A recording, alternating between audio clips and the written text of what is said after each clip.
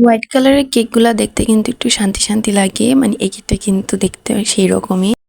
আর এই কেকটা কিন্তু 1.5 পাউন্ডের কেক ছিল। তো কাস্টমার বলেছিল যেন ফ্ল্যাট করে করে, এই জন্য আমি 8 ইঞ্চি মোল্ডেই বেক করে নিয়েছিলাম। আর কেকটা ছিল ভ্যানিলা ফ্লেভারের। আর দেখতেই পারতেছেন আমার ক্রিম কিন্তু আগের মতন আর গলে যাচ্ছে না। হ্যাঁ, আমি ক্রিম চেঞ্জ করেছি। তো ট্রপিক্যাল দিয়ে আর কাজ করছি না। তো আমি হচ্ছে এই মাস থেকেই আর কি, নভেম্বর মাস থেকে আর কি এবার ওই ইউজ করতেছি। এই ক্রিমটার টেস্টও ভালো, আর সবচেয়ে ভালো জিনিস হচ্ছে এটা তাড়াতাড়ি স্টিফ হয়ে যায়। আর কেকের কাজ করতেও কিন্তু সুবিধা, যেরকমটা আপনার ভিডিওতে দেখতে পাচ্ছেন আমার কেকের কিন্তু ডেকোরেশনটা আমি অনেক ইজিলি করতে পারতেছি। আগের মতন আমার কোনো হ্যাসেল হইতেছে না। তো যাই হোক আর কি, আমি আর কি এভাবে কেকটার ফিনিশিং দিয়ে নিব।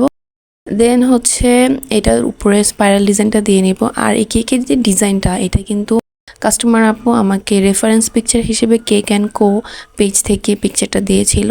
তো আমাকে বলেছিল ওইটার মতন যেন করে দিই। তো হুবহু তো সবসময় সেম হয় না, তো যতটুকু আমার সাধ্যের মধ্যে ছিল আমি ততটুকু করার ট্রাই করেছি। তো এখানে টুথপিক দিয়ে আগে পাশের সাইডে যে ডিজাইনটা ছিল ওই সাইডের ডিজাইনটা করে নিই। আর দেন হচ্ছে এই মেরুন কালারের ফ্লাওয়ারগুলো দিয়ে নিই। আর এই মেরুন কালার কিন্তু রেড আর ব্ল্যাক কালার দিলে কিন্তু চলে আসবে।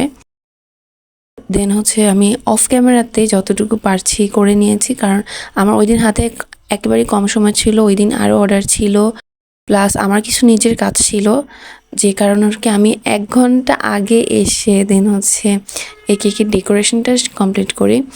আর তারপর হচ্ছে এটা ডেলিভারি দিই, যেহেতু এটা সন্ধ্যার সময় ডেলিভারি দেওয়ার কথা ছিল।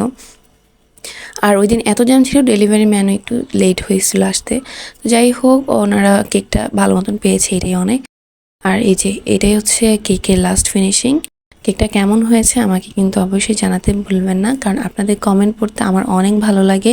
আর আমি অলওয়েজ ট্রাই করি আপনাদের কমেন্টে রিপ্লাই দেওয়ার। আর আজকে এই পর্যন্তই। সবাই ভালো থাকবেন। আল্লাহ হাফেজ।